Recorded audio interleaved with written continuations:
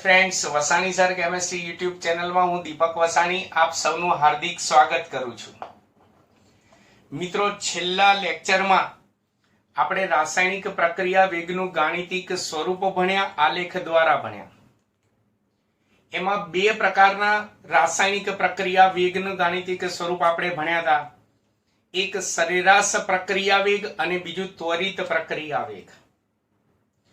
તો આજના વિડિયો લેક્ચરમાં જુદા જુદા તત્વયોગમિતીય ગુણાંક ધરાવતી પ્રક્રિયાઓ માટે પ્રક્રિયા વેગને દર્શાવવાની રીતો ભણવા જઈ રહ્યા છીએ. મિત્રો, આજના વિડિયો લેક્ચરમાં હું આજે પ્રક્રિયા વેગને દર્શાવવાની રીત શીખવાડું જુદા જુદા ઉદાહરણ દ્વારા. એ માત્ર એમસીક્યુ માટે જ હશે. આ થિયરી તરીકે આ પ્રશ્ન ન પૂછાય, એમસીક્યુ તરીકે જ પૂછાશે.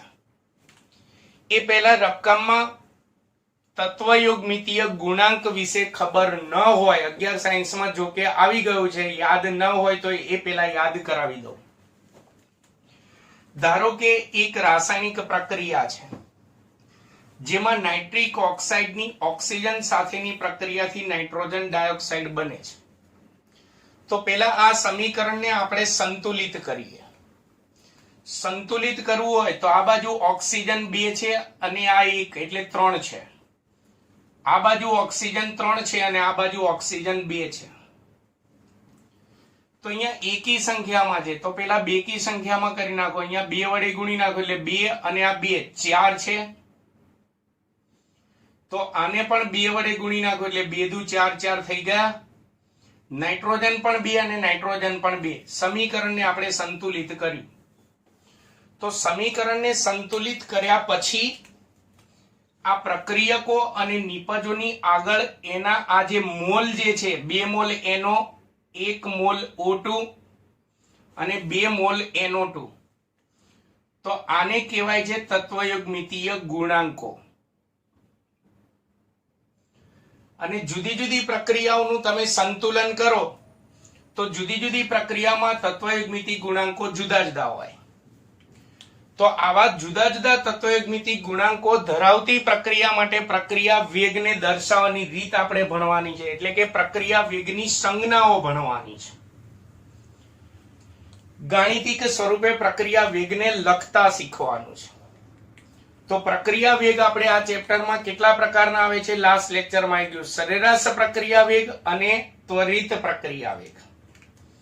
તો સૌથી પહેલા આપણે સરેરાશ પ્રક્રિયા વેગની સંજ્ઞા દર્શાવવાની રીત ભણીશું અને પછી ત્વરિત પ્રક્રિયા વેગને સંજ્ઞામાં દર્શાવવાની રીત ભણીશું. એટલે આ પ્રશ્ન બે ભાગમાં ભણવાનો છે. પહેલું સરેરાશ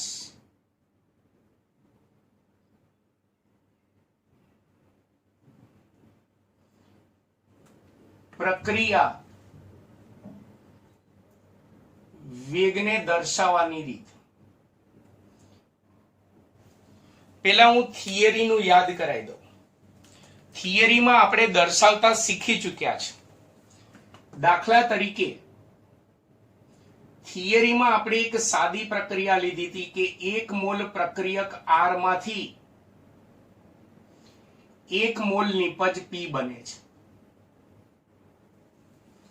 1 મોલ છે 1 મોલ છે. તો આપણે થિયરીમાં આ સરેરાશ પ્રક્રિયા વેગનું ગાણિતિક સ્વરૂપ તારવ્યું હતું કે સરેરાશ પ્રક્રિયા વેગ બરાબર સરેરાશ પ્રક્રિયા વેગ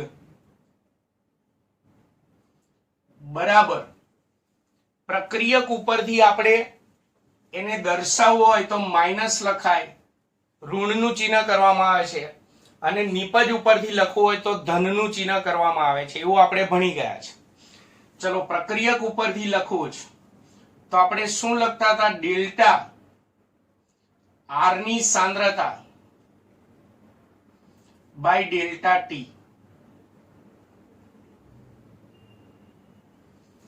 અને નિપજ ઉપરથી આપણે એને દર્શાવવું હોય તો પ્લસ નિપજની સાંદ્રતામાં થતા ફેરફાર પરથી દર્શાવવું હોય તો ડેલ્ટા P ની સાંદ્રતા બાય ડેલ્ટા ટી આપણે થિયરીની અંદર આ રીતે દર્શાવી હતું.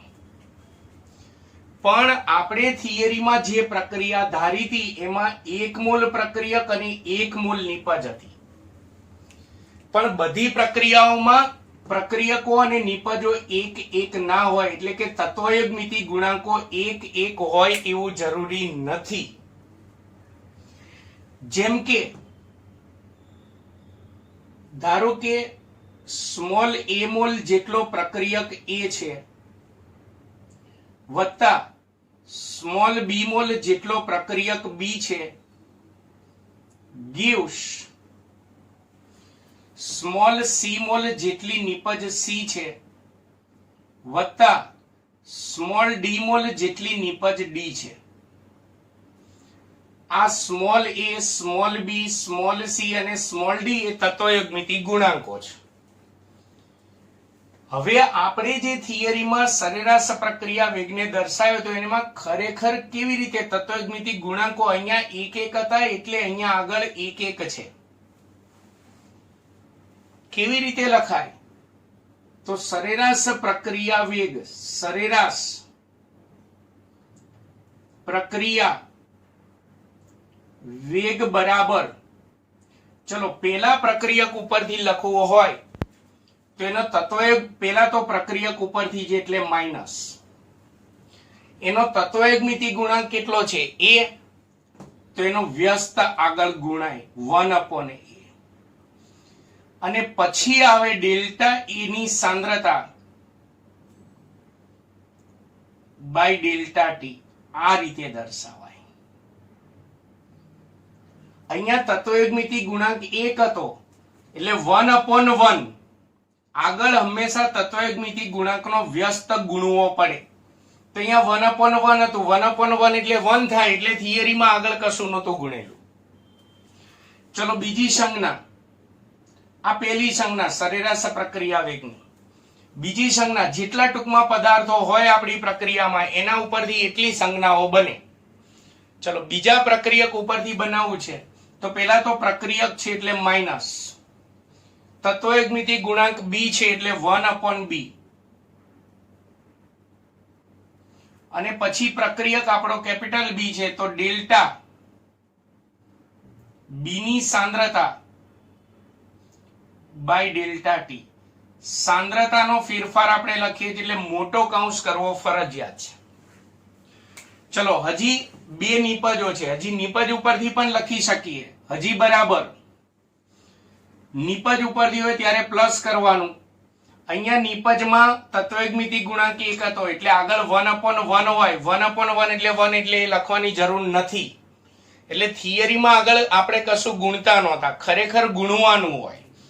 ચલો આમાં તત્વયુગ્મિતિ ગુણાંક સ્મોલ c છે તો એનું વ્યસ્ત વડે ગુણો એટલે 1/c ડેલ્ટા c ની સાંદ્રતા બાય ડેલ્ટા T. હજી એક સંજ્ઞા લખી શકીએ નિપજ D ઉપરથી એટલે આગળ પ્લસ કરવું ફરજિયાત. એનો તત્વયુગ્મિતિ ગુણાંક સ્મોલ d છે તો એના વ્યસ્ત વડે ગુણો 1/d ડેલ્ટા D ની સાંદ્રતા બાય ડેલ્ટા T. તો આપણે આ એક રાસાયણિક પ્રક્રિયા છે તેને સરેરાશ પ્રક્રિયા વેગની કેટલી સંજ્ઞાઓ થઈ? 1, 2, 3 અને 4. બે પ્રક્રિયકો ઉપરથી અને બે નિપજ ઉપરથી જેટલા પદાર્થો એટલી સંજ્ઞાઓ બને. એમસીક્યુ માં તમને કોઈ પણ રાસાયણિક પ્રક્રિયા આપેલી હશે અને એમ કહ્યું હશે સરેરાશ પ્રક્રિયા વેગની સંજ્ઞા પસંદ કરો, તો તમારે જેટલા પદાર્થો એટલા પદાર્થો પરથી સંજ્ઞાઓ બની શકે એમાંની કોઈ એક સંજ્ઞા આપેલી હશે. ચલો હવે આપણે ઉદાહરણ લઈએ. આ સાદી પ્રક્રિયાઓ લખી. ટૂંકમાં સરેરાશ પ્રક્રિયા વેગમાં પ્રક્રિયક હોય કે નિપજ આગળ એનો તત્વયુગ્મિતિ ગુણાંક જે હોય એનું વ્યસ્ત વડે ગુણવાના અને પ્રક્રિયક ઉપરથી સંજ્ઞા લખો તો માઈનસ કરવાનું અને નિપજ ઉપરથી સંજ્ઞા લખો તો પ્લસ કરવાનું. દાખલા તરીકે હવે આપણે કેટલાક રાસાયણિક સમીકરણો લઈએ. બીજું હું અહીંયા પરીક્ષામાં જે એમસીક્યુ પૂછાય તો જરૂર નથી કે હું જે પ્રક્રિયા લખું એનો જ એમસીક્યુ પૂછાય. પ્રક્રિયા પરીક્ષકને મનમાં આવે એ પ્રક્રિયા પૂછી નાખે, એની સંજ્ઞા પસંદ કરો એવું કે. એટલે સમીકરણ રકમમાં ગમે તે આપેલું હોઈ શકે. જેમ કે હું એક સમીકરણ લખું છું 2NO, આ પ્રશ્નમાં સમીકરણ આપેલું હશે, પ્લસ O2 gives 2NO2, અને પછી પ્રશ્નમાં કહેલું હશે કે આપેલી રાસાયણિક પ્રક્રિયા માટે સરેરાશ પ્રક્રિયા વેગની યોગ્ય સંજ્ઞા પસંદ કરો, અથવા તો સરેરાશ પ્રક્રિયા વેગનું યોગ્ય ગાણિતિક સ્વરૂપ પસંદ કરો. આ રીતે આપેલું હશે. થિયરીમાં આ રીતે સમીકરણ લીધું હતું. થિયરીમાં સમીકરણ તારવવા માટે આપણે આવી સાદી પ્રક્રિયા લીધી હતી. ચલો સંજ્ઞામાં લખતા શીખીએ. તો માટે સરેરાશ પ્રક્રિયા વેગ, પેલા તો નક્કી કરી નાખો કે કેટલી સંજ્ઞાઓ બનશે, એટલે કે કેટલા ગાણિતિક સ્વરૂપ બનશે. તો આપણી પ્રક્રિયામાં 3 પદાર્થો છે તો 3 સંજ્ઞા બનશે, 2 પ્રક્રિયક ઉપરથી બનશે અને 1 નિપજ ઉપરથી બનશે. ચલો પેલા પ્રક્રિયક ઉપરથી બને, પ્રક્રિયક ઉપરથી છે એટલે માઇનસ, આગળ 2 છે એટલે એનું વ્યસ્ત વડે ગુણી નાખો તત્વજ્ઞિતિ, અને NO છે તો ડેલ્ટા NO ની સાંદ્રતા બાય ડેલ્ટા ટી. આ પહેલી સંજ્ઞા. ચલો બીજી સંજ્ઞા O2 ઉપરથી, પ્રક્રિયક છે એટલે માઇનસ, પણ એનો આગળ તત્વજ્ઞિતિ ગુણાંક કેટલો છે 1, તો 1/1 થશે. 1/1 લખવાની જરૂર નથી, જેમ કે આપણે થિયરીમાં 1/1 હતું તો લખવાની જરૂર નહોતી, તો ડાયરેક્ટ લખવાનું ડેલ્ટા O2 ની સાંદ્રતા બાય ડેલ્ટા ટી બરાબર. ત્રીજી સંજ્ઞા આના ઉપરથી બનશે, પણ નિપજ છે એટલે પ્લસ. હું નીચે લખું છું, નિપજ છે એટલે પ્લસ, તત્વજ્ઞિતિ ગુણાંક 2 છે એટલે 1/2, નિપજ છે NO2 તો ડેલ્ટા NO2 ની સાંદ્રતા બાય ડેલ્ટા ટી. એટલે આ રીતે આ સમીકરણ માટે સરેરાશ પ્રક્રિયા વેગની 3 સંજ્ઞાઓ બને, એટલે કે સરેરાશ પ્રક્રિયા વેગના 3 ગાણિતિક સૂત્રો બને. ચલો એ રીતે પ્રેક્ટિસ માટે બીજા ઉદાહરણ લઈએ. દાખલા તરીકે Hg plus Cl2 gives HgCl2, અને કહેલું છે કે આપેલી પ્રક્રિયા માટે સરેરાશ પ્રક્રિયા વેગનું યોગ્ય ગાણિતિક સ્વરૂપ પસંદ કરો અથવા સરેરાશ પ્રક્રિયા વેગની યોગ્ય સંજ્ઞા પસંદ કરો. કેટલી સંજ્ઞા બનશે 1, 2 અને 3, 2 પ્રક્રિયક ઉપરથી અને 1 નિપજ ઉપરથી. તો હવે આવડવું જોઈએ. માટે સરેરાશ પ્રક્રિયા વેગ બરાબર, ચલો પ્રક્રિયક ઉપરથી એટલે માઇનસ, તત્વજ્ઞિતિ ગુણાંક 1 છે એટલે 1/1 કરવાની જરૂર નથી, ડાયરેક્ટ ડેલ્ટા Hg ની સાંદ્રતા બાય ડેલ્ટા ટી. હજી પ્રક્રિયક બીજા પ્રક્રિયક ઉપરથી છે એટલે માઇનસ, તત્વજ્ઞિતિ ગુણાંક 1 છે એટલે 1/1 લખવાની જરૂર નથી, એટલે ડાયરેક્ટ ડેલ્ટા Cl2 ની સાંદ્રતા છેદમાં ડેલ્ટા ટી. હજી એક સંજ્ઞા બનશે નિપજ ઉપરથી, પણ નિપજમાં પણ તત્વજ્ઞિતિ ગુણાંક કેટલો છે 1, નિપજ ઉપરથી છે એટલે પ્લસ, 1/1 લખવાની જરૂર નથી, આમાં ડાયરેક્ટ ડેલ્ટા Hg Cl2 ની સાંદ્રતા છેદમાં ડેલ્ટા ટી. આ રીતે તેની 3 સંજ્ઞાઓ બનશે, તેના 3 ગાણિતિક સ્વરૂપો બનશે. ચલો હજી બીજું ઉદાહરણ, દાખલા તરીકે N2 plus 3H2 gives 2NH3. જરૂર નથી કે આપણે બે પ્રક્રિયકો હોય અને એક જ નિપજ હોય. ગમે તે સમીકરણ હોય, બે પ્રક્રિયકો હોય, બે નિપજ હોય, પ્રક્રિયકો ગમે એટલા હોઈ શકે, નિપજ ગમે એટલા હોઈ શકે. આ તો હું અત્યારે જે ઉદાહરણ લઉં છું એમાં બે પ્રક્રિયકો ને એક નિપજ આવે છે, એટલે પાછા એવું ના કહેતા કે આવી પ્રક્રિયાઓ માટે જ સંજ્ઞા પૂછાય. ગમે તે સમીકરણ પૂછાય, તમારે એટલું યાદ રાખવાનું, જેટલા પદાર્થો હોય એટલી સંજ્ઞા બને, એટલા ગાણિતિક સ્વરૂપ બને. આમાં 3 ગાણિતિક સ્વરૂપ એટલે કે 3 સંજ્ઞા બનશે. સરેરાશ પ્રક્રિયા વેગ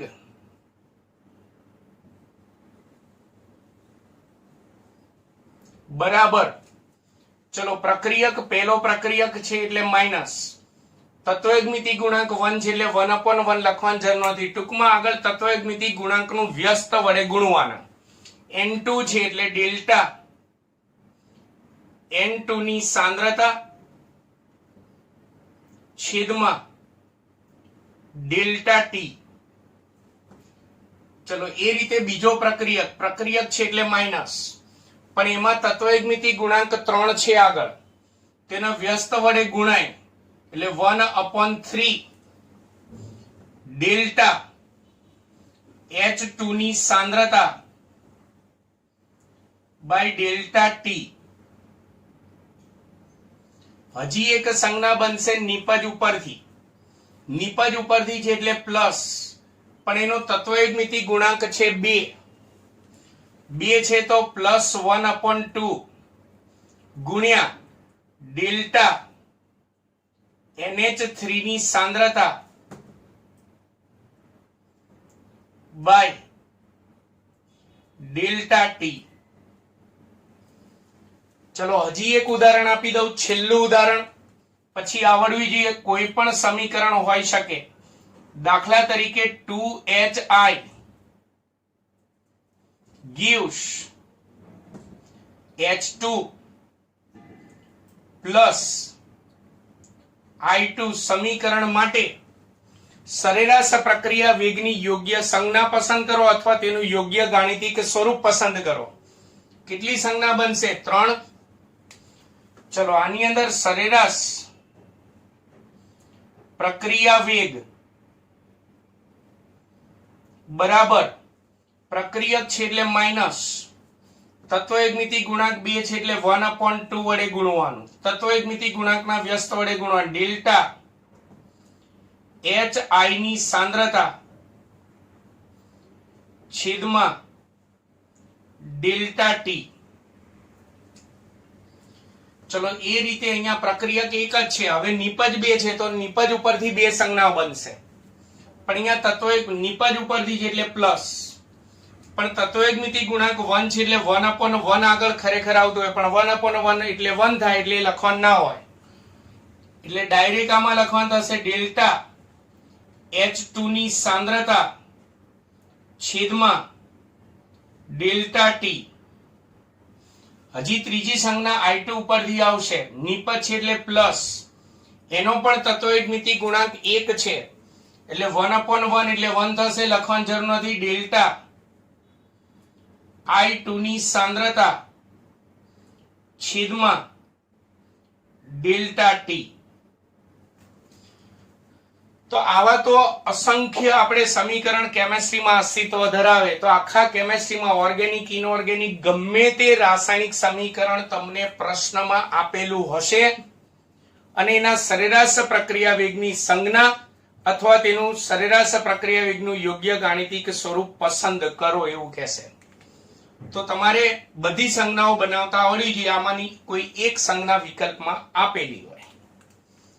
ક્લિયર છે? સરેરાશ પ્રક્રિયા વેગને દર્શાવવાની રીતો આપણે ભણ્યા. ચલો હવે હજી આપણો લેક્ચર શરૂ છે.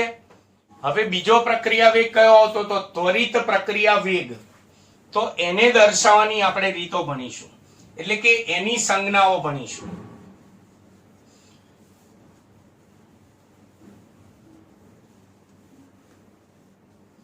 એટલે પ્રશ્નનો ભાગ બી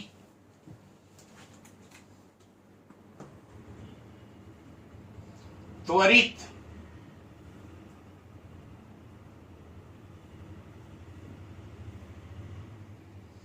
પ્રક્રિયા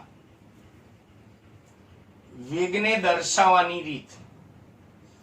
ચલો એમાં પણ પેલા થિયરીમાં યાદ કરીએ. થિયરીમાં આપણે સાદું સમીકરણ લીધું હતું ગાણિતિક સ્વરૂપ તારવા માટે. 1 મોલ પ્રક્રિયક R માંથી 1 મોલ નિપજ P બને છે.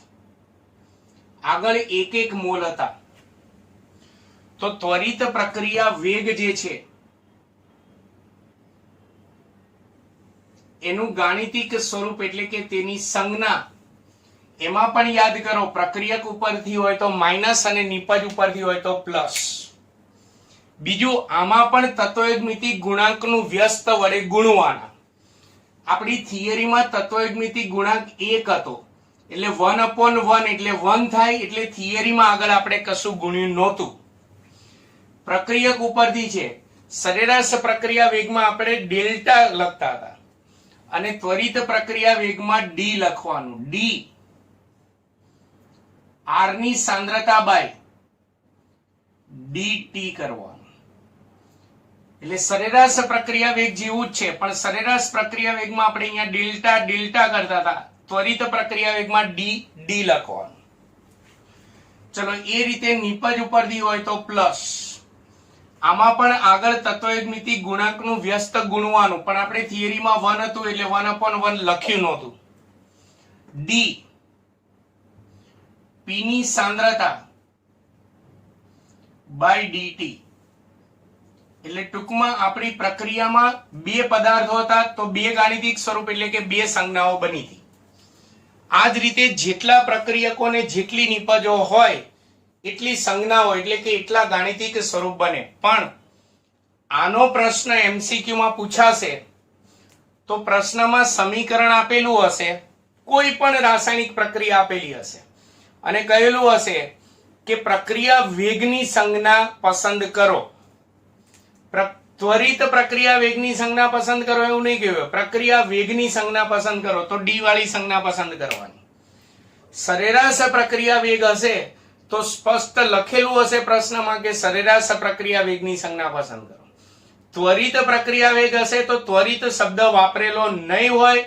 ત્વરિત પ્રક્રિયા વેગ હોય તો પ્રશ્નમાં માત્ર પ્રક્રિયા વેગ જ લખેલો હશે. એટલે યાદ રાખજો, માત્ર પ્રક્રિયા વેગ આવે આ ચેપ્ટરમાં એટલે કયો સમજવાનો? ત્વરિત પ્રક્રિયા વેગ.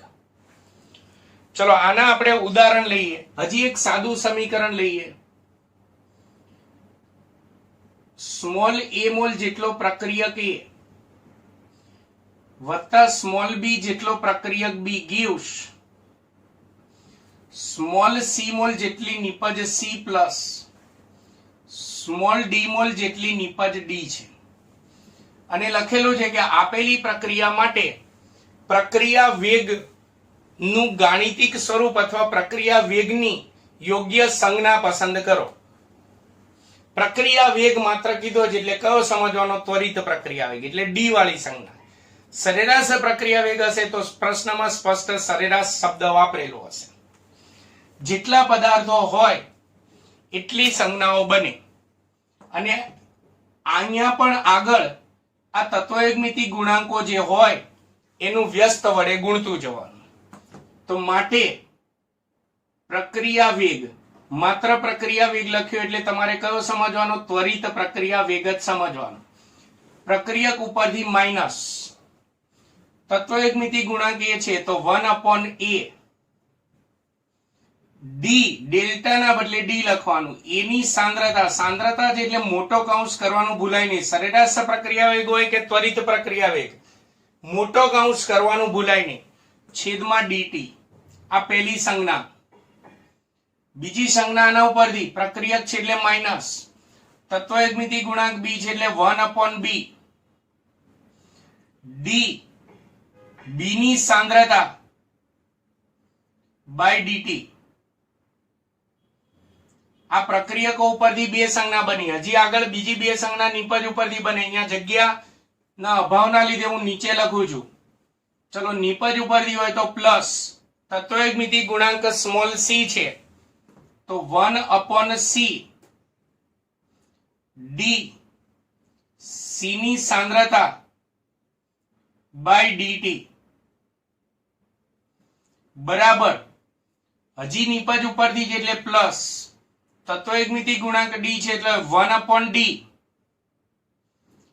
ડી ડી ની સાંદ્રતા બાય ડીટી આ રીતે જેટલા પદાર્થો હોય એટલી સંજ્ઞાઓ બને પ્રક્રિયક ઉપરથી માઇનસ વાળી સંજ્ઞા બને નિપજ ઉપરથી પ્લસ વાળી પણ તત્વયુગ મિતિ ગુણાંકનું વ્યસ્ત આગળ ગુણવાનું થિયરીમાં આપણે 1 મોલ લીધા હતા એટલે તત્વયુગ મિતિ ગુણાંક 1 હતા એટલે આપણે 1/1 લખ્યું નહોતું ચલો હવે આના ઉદાહરણ લઈએ કોઈ પણ પ્રક્રિયા આપેલી હશે કોઈ પણ સમીકરણ આપેલું હશે અને પ્રક્રિયા વેગનું ગાણિતિક સ્વરૂપ અથવા સંજ્ઞા પસંદ કરો પ્રક્રિયા વેગ એટલે ત્વરિત પ્રક્રિયા વેગ આ ખાસ યાદ રાખજો મોટા ભાગના પ્રક્રિયા વેગની સંજ્ઞા પસંદ કરો તો ડેલ્ટા વાળી સંજ્ઞા પસંદ કરીને આવે જે સરેરાશ પ્રક્રિયા વેગની છે માત્ર પ્રક્રિયા વેગ એટલે ત્વરિત પ્રક્રિયા વેગ જ તમારે સમજવાનો છે દાખલા તરીકે પહેલું ઉદાહરણ H2 plus I2 gives 2HI અને કહેલું છે આપેલી પ્રક્રિયા માટે પ્રક્રિયા વેગની સંજ્ઞા યોગ્ય સંજ્ઞા પસંદ કરો તો ચલો પહેલા પ્રક્રિયા વેગ બરાબર પહેલા પ્રક્રિયક ઉપરથી લખો એટલે માઇનસ પણ આગળ 1 છે તો 1/1 લખવાની જરૂર નથી ડાયરેક્ટ લખો DH2 ની સાંદ્રતા એટલે મોટો કૌંસ કરવાનું ભૂલાય નહીં તો માર્ક્સ નહીં મળે છેદમાં DT બીજી સંજ્ઞા I2 ઉપરથી પ્રક્રિયક છે એટલે માઇનસ તત્વયુગ મિતિ ગુણાંક 1 છે એટલે 1/1 લખવાની જરૂર નથી એટલે D I2 ની સાંદ્રતા છેદમાં DT બરાબર નિપજ ઉપરથી હોય એટલે પ્લસ તત્વયુગ મિતિ ગુણાંક 2 છે એટલે 1/2 એનું વ્યસ્ત કરીને ગુણવાનું D HI ની સાંદ્રતા છેદમાં DT ચલો એ રીતે બીજું ઉદાહરણ હજી લઈએ આપણે દાખલા તરીકે 2NO plus O2 gives 2NO2 મિત્રો આખા ચેપ્ટરમાં આગળ જતા જે થિયરીઓ આવશે એમાં પણ આપણે મોટા ભાગે આ ત્વરિત પ્રક્રિયા વેગની જ સંજ્ઞાઓ લખવાની આવશે સરેરાશ પ્રક્રિયા વેગ જે છે હવે માત્ર દાખલામાં જ આવશે બાકી આખા ચેપ્ટરમાં આ ત્વરિત જ આવશે ચલો આની સંજ્ઞા લખવી છે તો 3 સંજ્ઞા બની શકે પ્રક્રિયા વેગ બરાબર પહેલી સંજ્ઞા આપણે લખવી છે પેલો પ્રક્રિયક છે એટલે માઇનસ તત્વયુગ મિતિ ગુણાંક 2 છે એટલે 1/2 D NO ની સાંદ્રતા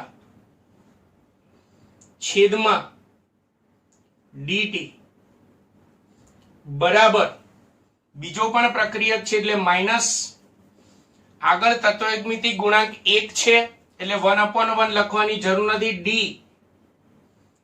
O2 ની સાંદ્રતા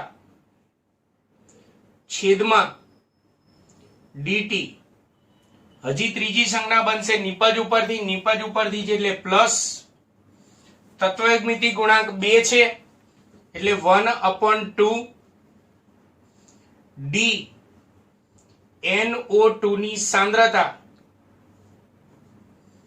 છેદમાં DT થશે આમ આ પ્રક્રિયા માટે 3 સંજ્ઞા બને ચલો હજી એક ઉદાહરણ હવે આ ઉદાહરણમાં ખાસ ધ્યાન રાખજો ધારો કે લાંબુ સમીકરણ આવે તો ગભરાઈ જવાનું નહીં પણ સમીકરણ ધ્યાન રાખજો તમને પ્રશ્નમાં સમીકરણ આપ્યું હશે 5Br માઇનસ આયન આવ્યો જો આયન છે વત્તા BrO3 માઇનસ વત્તા 6H plus gives 3Br2 plus 3H2O અને કહેલું છે કે આપેલી રાસાયણિક પ્રક્રિયા માટે પ્રક્રિયા વેગની યોગ્ય સંજ્ઞા પસંદ કરો. તો જનરલી પ્રક્રિયા વેગની સંજ્ઞા પસંદ કરો એટલે આપણે ત્વરિત ડી વાળી સંજ્ઞા આપણે લખ્યું એ જ રીતે, પણ આપણે જનરલી શું સમજાવ્યું કે જેટલા પદાર્થો હોય એટલી સંજ્ઞા બને. પણ યાદ રાખજો પ્રક્રિયા દરમિયાન આપણે 11માં ચેપ્ટર 7 સંતુલનમાં ભણ્યા છે. પાણીની સાંદ્રતા ખૂબ જ ઊંચી હોય એટલે પ્રક્રિયા દરમિયાન પાણીની સાંદ્રતા લગભગ અચળ જળવાઈ રહેતી હોય. એટલે તમને પ્રક્રિયા વેગની સંજ્ઞા લખવાના આવે તો જેટલા પદાર્થો એટલી સંજ્ઞા બનાવવાની. પણ જો કોઈ પ્રક્રિયામાં પાણી આવતું હોય તો એના ઉપરથી સંજ્ઞા બનાવવી નહીં. તો આ પ્રક્રિયામાં કેટલી સંજ્ઞા બનશે? 1, 2, 3 અને 4. આના ઉપરથી નહીં બનાવવાની. એટલે ધ્યાન રાખજો પાણી ઉપરથી સંજ્ઞા બનશે નહીં, કારણ કે પાણીની સાંદ્રતા આપણે અચળ ગણીએ. પાણીની સાંદ્રતાને ધ્યાનમાં લેવામાં આવતી નથી. તો ચલો સરેરાશ પ્રક્રિયા વેગની યોગ્ય આપણે સંજ્ઞા લખીએ તો પ્રક્રિયા વેગ ત્વરિત પ્રક્રિયા વેગ બરાબર. ચલો પેલા પ્રક્રિયક ઉપરથી લખીએ, બાકી આયન આવે તો ગભરાઈ નહીં જવાનું. પેલા પ્રક્રિયક ઉપરથી છે એટલે માઇનસ તત્વયુગ્મિતિ ગુણાંક 5 છે એટલે 1/5. Br માઇનસ છે તો D. Br માઇનસ ની સાંદ્રતા મોટો કૌંસ કરવાનું ભૂલાય નહીં છેદમાં dt બરાબર. બીજી સંજ્ઞા આના ઉપરથી પ્રક્રિયક છે એટલે માઇનસ, પણ તત્વયુગ્મિતિ ગુણાંક 1 છે એટલે 1/1 ગુણવાનું નહીં, સીધું લખી નાખવાનું D. BrO3 માઇનસ ની સાંદ્રતા બાય dt. ત્રીજી સંજ્ઞા અહીંયા જગ્યા નથી એટલે નીચે લખું છું. H પ્લસ પરથી બને પ્રક્રિયક છે એટલે માઇનસ, તત્વયુગ્મિતિ ગુણાંક 6 છે એટલે એનું વ્યસ્ત ગુણો 1/6. DH પ્લસ ની સાંદ્રતા છેદમાં dt. ચલો નીપજ બાજુ આવે, નીપજ ઉપરથી છે એટલે પ્લસ, તત્વયુગ્મિતિ ગુણાંક 3 છે એટલે 1/3. Br2 છે એટલે dBr2 ની સાંદ્રતા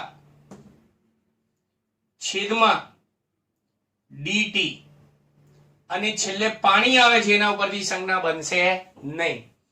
એટલે આની યોગ્ય સંજ્ઞા પસંદ કરો. તો વિકલ્પમાં કદાચ પાણી વાળી સંજ્ઞા હોય ને, પાણી ઉપરથી બને તો એ પસંદ કરવી નહીં, એના સિવાયની પસંદ કરવી. તો મિત્રો અહીંયા મેં સરેરાશ પ્રક્રિયા વેગ અને ત્વરિત પ્રક્રિયા વેગ જે છે એની યોગ્ય સંજ્ઞાઓ લખતા શીખવાડી. બંનેનો મુખ્ય ડિફરન્સ, સરેરાશ પ્રક્રિયા વેગમાં ડેલ્ટા કરવાનું, ત્વરિત પ્રક્રિયા વેગમાં ડી કરવાનું. બીજું પ્રશ્નમાં સરેરાશ પ્રક્રિયા વેગ હશે તો સરેરાશ એવો શબ્દનો ઉલ્લેખ કર્યો હશે. માત્ર પ્રક્રિયા વેગ હોય તો તમારે ત્વરિત પ્રક્રિયા વેગની સંજ્ઞા લખવાની. પ્રક્રિયકો ઉપરથી માઇનસ અને નિપજો ઉપરથી પ્લસ બંનેની અંદર તત્વયુગ્મિતિ ગુણાંકો જે છે એનું વ્યસ્ત આગળ ગુણવાનું. થિયરીમાં કેમ નહોતા ગુણતા? કારણ કે થિયરીમાં 1 હતો એટલે આપણે ગુણ્યું નહોતું. ક્લિયર છે? તો આ પ્રક્રિયા વેગને દર્શાવવાની રીત થઈ. હજી આપણે MCQ માટે એક પ્રશ્ન હજી આપણે ભણીએ. ચોથો પ્રશ્ન આ ચેપ્ટરનો. આપણે પ્રક્રિયા વેગનું ગાણિતિક સ્વરૂપ તાર્યું, એને સંજ્ઞામાં લખતા પણ શીખ્યા.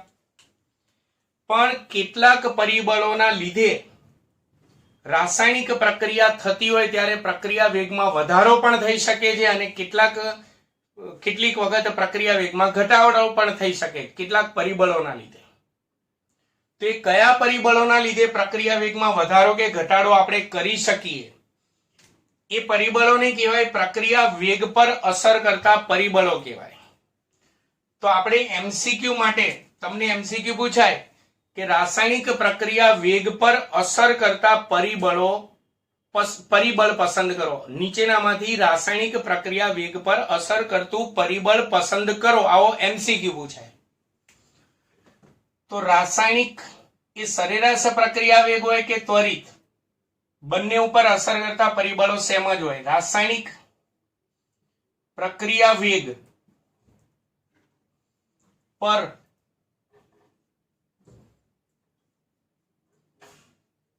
અસર કરતા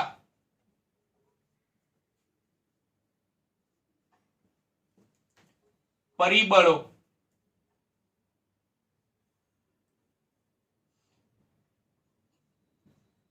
કયા પરિબળો રાસાયણિક પ્રક્રિયા વેગ પર અસર કરે?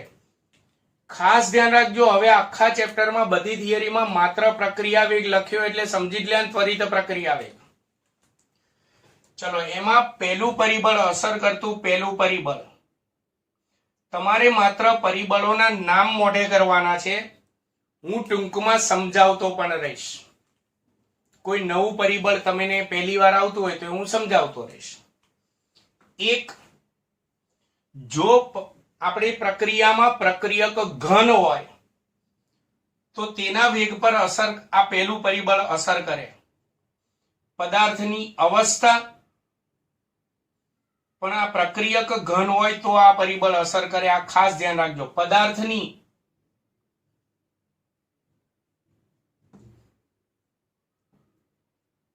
અવસ્થા અને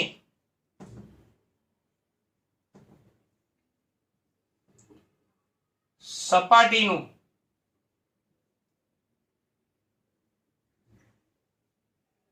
ક્ષેત્રફળ.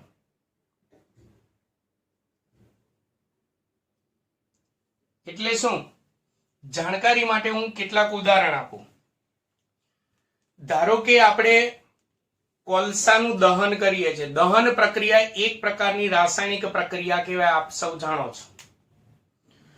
તો કોલસાનો ટુકડો લઉં અને દહન કરું, અને બીજી વખત કોલસાનો ભૂકો લઈ અને દહન કરું, તો કોલસાના ટુકડા કરતા તેનો ભૂકાની દહન પ્રક્રિયા ઝડપી હોય, એટલે પ્રક્રિયા વેગ વધી જાય. તો અવસ્થા જો પહેલામાં મેં ઘન અવસ્થા કઈ લીધી? ટુકડો, તો પ્રક્રિયા વેગ ઓછો હતો. પણ એ જ કોલસાનો હું ભૂકો લઉં, અવસ્થા હું બદલી નાખું, તો ટુકડા કરતા ભૂકાની સપાટીનું ક્ષેત્રફળ વધી જાય, એટલે પ્રક્રિયા વેગ વધી જાય.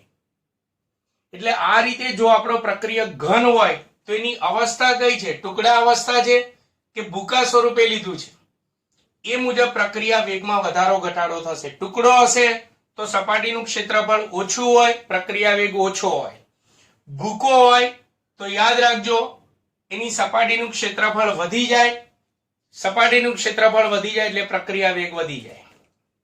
એ જ રીતે લોખંડના ટુકડા કરતા લોખંડનો ભૂકો, એની સપાટીનું ક્ષેત્રફળ ભૂકાનું વધારે હોય, એટલે પ્રક્રિયા એ એસિડ સાથે ઝડપથી પ્રક્રિયા કરશે. એટલે લોખંડના ટુકડા કરતા લોખંડનો ભૂકો એસિડ સાથે ઝડપથી પ્રક્રિયા કરે છે. એટલે આ રીતે કોઈ પણ પ્રક્રિયામાં આપણો પ્રક્રિયક ઘન અવસ્થામાં હોય તો તેના પ્રક્રિયા વેગ ઉપર આ પહેલું પરિબળ અસર કરે. ચલો, બીજું પરિબળ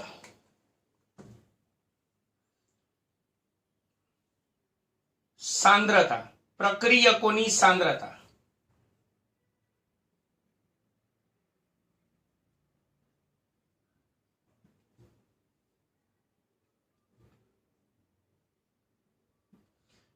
હવે જો આપણી કોઈ પ્રક્રિયા દ્રાવણમાં થતી હોય, તમારે માત્ર પરિબળના નામ યાદ રાખવાનું, હું ડીપમાં સમજાવતો જાઉં છું. જો આપણી કોઈ પ્રક્રિયા કરી રહ્યા છે, દ્રાવણમાં પ્રક્રિયા કરી રહ્યા છે ઉદ્યોગમાં, તો એમાં જેમ પ્રક્રિયકોની સાંદ્રતા વધારે રાખશો દ્રાવણમાં, એમ પ્રક્રિયા વેગ વધારે હશે. જેમ દ્રાવણમાં પ્રક્રિયકોની સાંદ્રતા ઓછી હશે તેમ પ્રક્રિયા વેગ ઓછો હશે.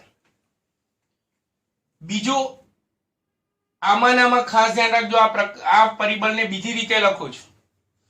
ધારો કે આપણો પ્રક્રિયક વાયુ હોય, જો પ્રક્રિયકો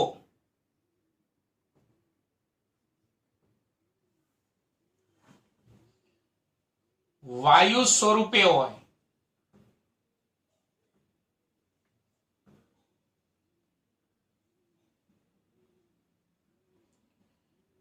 અને એવી પ્રક્રિયા જો દ્રાવણમાં થતી હોય તો પ્રક્રિયકો વાયુ સ્વરૂપે છે. તો આપણે જાણીએ છીએ વાયુની સાંદ્રતા હંમેશા દબાણમાં મપાય, મોલારિટી નોર્માલિટીમાં એમાં ના મપાય. ધ્યાન રાખજો ખાસ, વાયુની સાંદ્રતા દબાણમાં મપાય, વાયુની સાંદ્રતા દબાણમાં મપાય.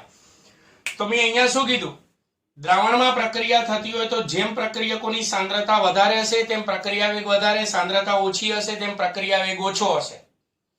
તો એ જ રીતે દ્રાવણમાં જો આપણો પ્રક્રિયક વાયુ સ્વરૂપે હોય તો એની સાંદ્રતા આપણે દબાણમાં લઈએ તેવું કહી શકીએ કે જેમ વાયુનું દબાણ વધારે એટલે વાયુની સાંદ્રતા વધારે તો પ્રક્રિયા વેગ વધારે. જો વાયુનું દબાણ ઓછું હશે તો વાયુની સાંદ્રતા ઓછી હશે તો પ્રક્રિયા વેગ ઓછો હશે. એટલે જો પ્રક્રિયકો વાયુ સ્વરૂપે હોય તો દબાણ પ્રક્રિયા વેગ પર અસર કરે. એટલે આમ આ બંને પરિબળો એક જ છે, પણ વાયુની સાંદ્રતા દબાણમાં લેવામાં આવે છે. એટલે સાંદ્રતા એટલે કે દબાણ વધારે તો પ્રક્રિયા વેગ વધારે, સાંદ્રતા ઓછી દબાણ ઓછું તો પ્રક્રિયા વેગ ઓછો. પણ આ પરિબળ ક્યારે અસર કરે, પ્રક્રિયક ઘન હોય ત્યારે. આ પરિબળ ક્યારે અસર કરે, તો પ્રક્રિયા દ્રાવણમાં થતી હોય ત્યારે. ત્રીજું પરિબળ તાપમાન. આ બધી પરિસ્થિતિ માટે આ પરિબળ ખાસ અસર કરે. કોઈ પણ પ્રક્રિયા વેગમાં વધારો કે ઘટાડાનો આધાર એના ઉપર અસર કરતું મુખ્યમાં મુખ્ય પરિબળ હોય તો આ છે તાપમાન. કેટલીક પ્રક્રિયાઓમાં તાપમાન વધે તો પ્રક્રિયા વેગ વધે પણ ખરો, તાપમાન ઘટે તો પ્રક્રિયા વેગ ઘટે.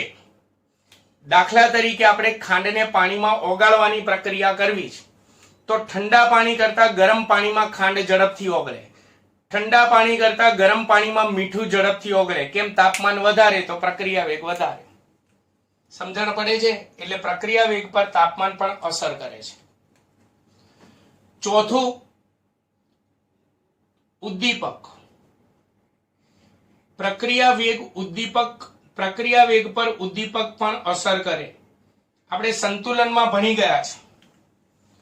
ઉદ્દીપકની હાજરી વગર પ્રક્રિયા થાય તો પ્રક્રિયા વેગ ઓછો હોય, ઉદ્દીપકની હાજરીમાં પ્રક્રિયા થાય તો પ્રક્રિયા વેગ વધે. કારણ કે આપણે ઉદ્દીપકની વ્યાખ્યા જ છે કે જે પદાર્થની હાજરીમાં પ્રક્રિયા વેગ વધે તે પદાર્થને ઉદ્દીપક કહે છે. એટલે આ ચાર પરિબળો એ રાસાયણિક પ્રક્રિયા વેગ પર અસર કરે છે. તમારે પરિબળોના માત્ર નામ લખવાના છે, મેં તમને ડીપમાં સમજાવેલું છે. તો મિત્રો તમે જુઓ, આજના વિડિયો લેક્ચરમાં મેં પ્રક્રિયા વેગને દર્શાવવાની રીતો એટલે કે એની સંજ્ઞાઓ ભણાવી, એ પણ એમસીક્યુ માટે, અને પ્રક્રિયા વેગ પર અસર કરતા પરિબળો જે આપણે ચલાય એ પણ એમસીક્યુ માટે. એટલે આજનો આખો વિડિયો લેક્ચર એમસીક્યુ માટે જ છે. ક્લિયર છે ને બધાને એમસીક્યુ? મિત્રો હંમેશા તૈયારી કરતી વખતે એકનો એક વિડિયો 2 થી 3 વાર તમે જુઓ તો જ એ ટોપિક સ્પષ્ટ અને ક્લિયર થાય. તો તમારે પુનરાવર્તન વારે ઘડી જેમ કરશો એમ તમારા મગજમાં વધુ એ ફિટ થશે. તો મિત્રો મારો વિડિયો લેક્ચર તમને કેવો લાગ્યો તેના વિશે તમે જરૂરથી કમેન્ટ કરજો. યાર કમેન્ટો ઓછી આવે છે, મારો ઉત્સાહ વધારો, કમેન્ટ વધારે ને વધારે કમેન્ટ કરો. મારા વિડીયોને લાઈક અને સબસ્ક્રાઇબ પણ કરવાનું ભૂલતા નહીં. નમસ્કાર.